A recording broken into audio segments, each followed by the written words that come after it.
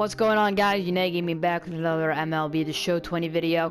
And in today's video, we're going to be counting down all of the featured programs throughout MLB The Show 20. We're going to be doing a kind of a mini-series here where we're going to be doing a bunch of different countdowns for MLB The Show 20 in hype for MLB The Show 21. Because let's be honest, that's all we're waiting for at this point. MLB The Show 21. Yeah, there's nothing more in MLB 20, so let's hope that MLB Show 21 news comes fast. Anyway, we're going to be ranking these only the first inning to the 10th inning. We're going to be basing these off of how impactful they were at the time of release and like how good the players were, how they impacted teams, basically in game. 11th inning program will not be ranked, so let's just get right into this. Coming in at number 10, the worst boss pack in my opinion, we got the 6th inning boss pack. I mean, these aren't really boss packs. The entire thing was just really not that good. Mostly because of one crucial problem. When they released the 5th inning program, they accidentally leaked these guys. So everyone knew they were coming out. And people realized quickly that they weren't that good. Greg Maddux, not that good. Like, he throws slow, and it's if you get your spots with him, I mean, if you dot the corners with him, he's really good, but like, it's hard to do that with Greg Maddux. Even with all that control, he just wasn't that usable. The Stadium Usual isn't that terrible, but the outfield in this game is just too good. That power versus righties just doesn't cut it, and the fielding just isn't good enough for him to make most teams. Even then, I did not see him that often. And then this Jimmy Rollins just flat out wasn't that good, I'll be honest. Like, it just wasn't a good card. Hitting stats just simply weren't there. Fielding and speed were good, and he was glitchy for some people, but he just straight up wasn't entirely there. And if we go over to this pack, yeah, these guys all kind of sucked. This Dennis Martinez was pretty terrible. Corey Seager was okay, but this Monte Irvin was also really, really bad. So overall, probably the worst in my opinion. Going into number 9. At number 9, we have the 2nd inning program.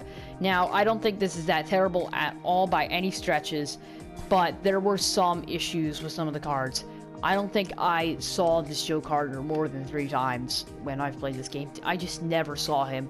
Fielding wasn't good. Speed is okay. Hitting is okay, but no one just used him. I don't understand why no one used him. It wasn't a terrible card. His swing wasn't great. Just flat out didn't get the job done, I'll be entirely honest. Bob Feller, in my opinion, wasn't terrible. It was not a bad card. But let's be honest here, a lot of people didn't take him. He has no control. And basically, if you're sitting on the fastball, Bob Feller, you're going to hit him hard. And if we go over to Hanley Ramirez, the best card in this pack and the one a lot of people chose, I mean, he was usable for a good amount of time, which is basically what saved this boss pack in my opinion. But then they changed his stance, and I feel like, in my opinion, that kind of made it worse, and his fielding was never good to begin with. If we go over to Henchman pack to quickly talk about that, and I mean, some of these guys were okay, but once again, not really that good. The 2nd inning program just flat out wasn't good, coming in at number 9. Number 8, we got the 1st inning program, the very first program that came out day 1. Now, I'll be honest, like, this is kind of similar story with the 2nd inning program. It's kind of carried by this Roy Oswalt, which lasted a couple inning programs in most people's rotations. But this Duke Snider, very one-sided, couldn't hit lefties at all. This Todd Helton, I honestly kind of think it's underrated. I just don't think people used him because he was expensive at the time, and a lot of people chose Oswalt. Anyway, I don't think Todd Helton was great, but he was definitely good, and there were a lot of better first basemen in the game. Since day 1, the first base position has been kind of stacked. And then we go over to this pack, and besides that, I'm done. It's not that good, I'll be entirely honest. Alright, the 1st inning program is at number 7. Coming in at number 7, we got the 4th inning program. Let's be honest,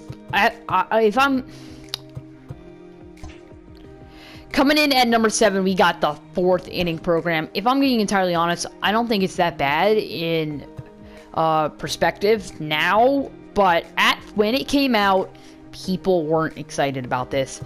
I mean, they were, but it was a bit of a letdown. People slept on this Joe Torre like crazy, and let's be honest here, it wasn't It was a good card, but I mean, people just ignored him straight up. Craig Biggio was in the game. They just flat out ignored this Joe Torre card, one of the best catchers in the game. This Jacoby Ellsbury was also kind of hated on, especially for how glitchy he was. He's a very good card, very glitchy. But people, that arm strength and that some of that power numbers, that power versus lefties, just I don't even know why people just slept on this card, this Jacoby. But what people were most excited for was this Felix Hernandez, and he was honestly a big letdown. It was once Felix Hernandez was seen once or twice by every player, he was able to be hittable. He just wasn't able to fool anybody after a couple of days of seeing him. So that's why he was ineffective. And it's truly sad because, like, this boss pack had a lot of high hopes, but it was a big letdown going into number 6 now. Number 6 is the 7th inning program. Now, honestly, I'm going to say it again. I don't think this is bad at all. But I don't even know what it was. I don't even know what it was that people didn't like. Harper, this is a good card. The fielding isn't great. He has good arm strength, though, but I don't even know why people didn't use this card as much as they did. He has a sweet swing. This card kind of fell under the radar with everybody. I'm going to be entirely honest. I didn't see it much when it first came out. This Walter Johnson, no one really gave it a chance.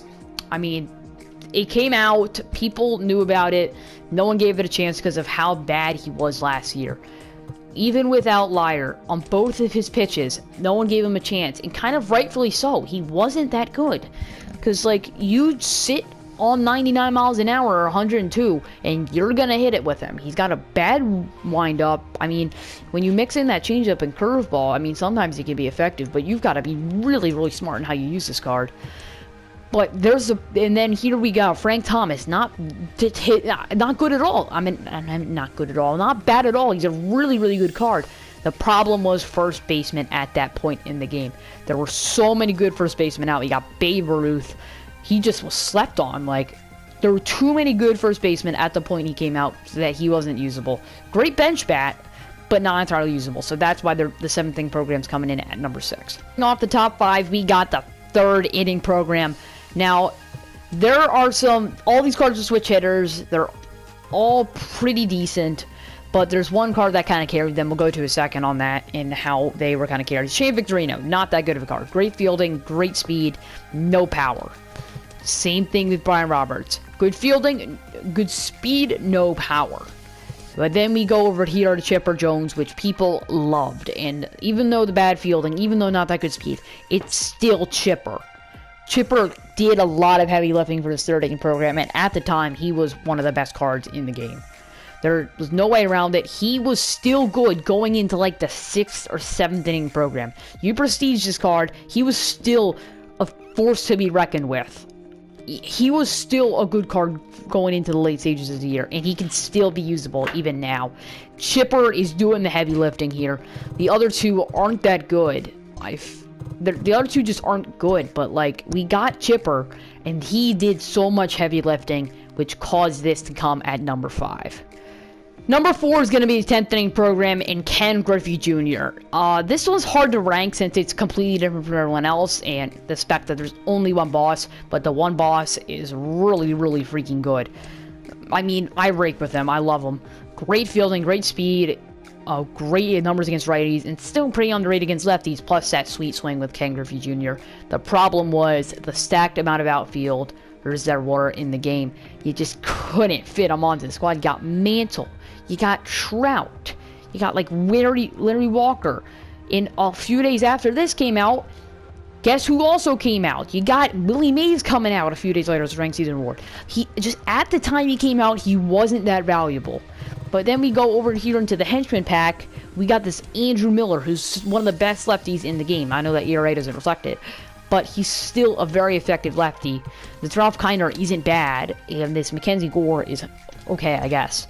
But Ken Griffey Jr. was really good, but the outfield in this game is too stacked. There's too many good players. He didn't fit in there quite well, and the lefty stats kind of killed him. But Andrew Miller is doing some also... It's basically a combination of Miller and Ken Griffey Jr. that are causing this to come in at number 4. Coming in at number 3, we got the 9th inning program. Honus Wagner, Kenley Jansen, and Jimmy Fox. we're going to be talking about all these cards. They're all really, really good. We're just looking at Honus Wagner here. Great contact, solid power, good vision, good fielding, good speed. Can play in a lot of different positions. This is a very valuable card. Going into Kenley Jansen, one of the best closers in all of the game.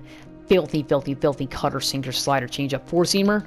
Then we got Jimmy Fox, the incredible bat, and I mean, you could get away with using him at catcher. Probably the best hitting catcher in the entire game. I mean, the reason this comes number 3, there's not really a good reason. I mean, this henchman pack is pretty terrible, but I mean, I don't feel like people use Honus Wagner all that often. I've seen him often. I'll be honest, I've seen him often enough, but I've seen Jimmy Fox a lot more, and I've barely faced this Kenley Jansen card. Maybe because I don't just run into them in the bullpen, but I don't see this Kenley. I don't feel like I see these guys as often. Kenley Jansen's definitely one of the top tiers. He should be in your bullpen. Jimmy Fox, I don't think he should be starting a catcher in my opinion, or third base or first base in my opinion. And Honus Wagner shouldn't be starting in any of the positions that he can play. Even with how good these are, the problem with MLB The Show 20 is that they dropped so much content that it made it such a hard pick, and there were just too many better guys than Jimmy and Wagner that they weren't really usable. But they still made it in, and they're the third best inning program in my opinion. Coming in the number 2 spot, we got the 8th inning program. This was a really hard choice for everybody. Whatever you picked, no one could say you were wrong. I mean, you picked Ty Cobb. He's a glitch out there. The only problem, his arm strength obviously isn't great. 99 fielding. He's got some surprisingly good pop. He's a pretty solid card out there in the outfield. Doesn't fit incredibly well. Pudge Rodriguez, my opinion, second best catcher in the entire game. He's just stacked. He's got pretty good contact. He's got good power, good vision, really good fielding behind their plate, and good speed for a catcher. I feel like the only problem people had with him was obviously he had a weird stance, and that's why people didn't really love him as much, but I rake with him. I love this card behind the dish. And then we got Clayton Kershaw, which people were so excited for, but he didn't turn out being as good as people thought he was going to be, but he's still an effective starting pitcher. I feel like this was such a hard choice that it had to come in at number 2 spot. I mean, you might call me crazy for this, but in my opinion, I feel like Pudge and Clayton do some heavy lifting. Even though people think this Clayton card is bad, it really isn't. When you think about it, it really, really isn't. Alright, anyway, we're going to go into the number 1 spot now. Let's do this. The number 1 spot is one surprise, the 5th inning program. It was without a doubt the best. We got Mariano Rivera, probably one of the best closers in MLB The Show. We got David Ortiz. He can absolutely rake over there at first base.